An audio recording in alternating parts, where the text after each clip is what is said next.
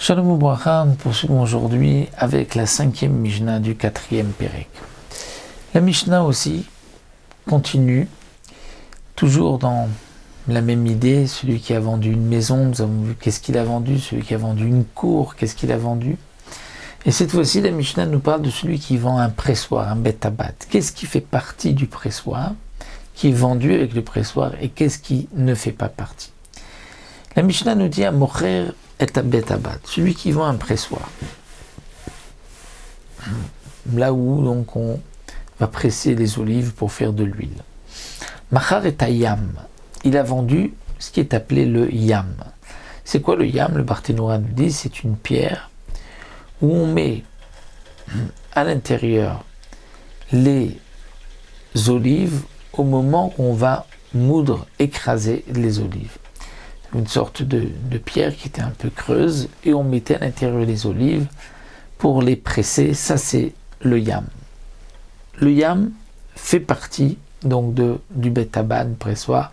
Donc on va dire une grosse bassine, un gros pétrin en pierre où on déposait les olives pour les écraser. Ça fait partie de la vente. De même, mamal. Le mamal, c'est la pierre du haut qui servait à écraser, à donner un premier coup, écraser les olives, à casser les olives. Ça, c'est le mamal, ça fait partie de la vente. Veta betulot. Et même les betulot. Les betulot, nous explique le Barthénoura, c'était des longues perches de cèdre avec lesquelles on arrivait à tenir les poutres du pressoir pour ensuite les déposer sur les olives.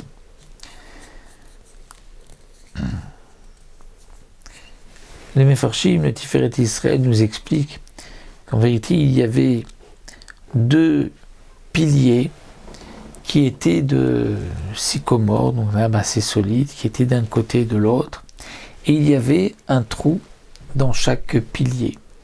Et on mettait des barres de part et d'autre, et sur ces barres étaient posées les poutres avec lesquelles on écrasait les olives.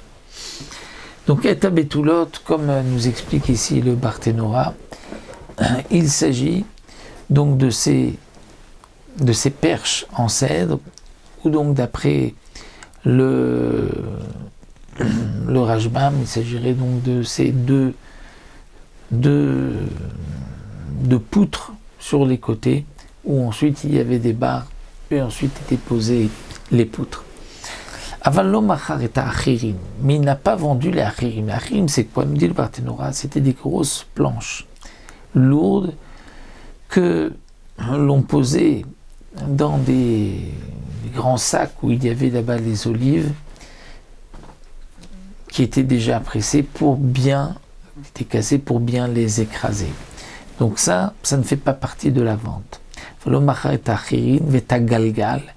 Et le galgal, c'est-à-dire ce qui permet de faire tourner la pierre sur les olives déjà écrasées pour bien faire sortir l'huile. Donc le galgal, comme un galgal qui tenait comme une roue, Ve'et akora, et la poutre qui était posée sur les olives, ça ne fait pas partie de la vente. Dans le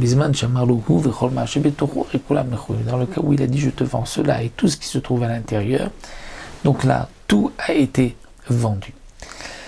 Rabbi Eliezer Omer Amocher Betabad Machar et Akora. Pour Rabbi Eliezer, celui qui a vendu le pressoir a vendu quand même la poutre qui servait à écraser les olives pour faire bien sortir toute l'huile.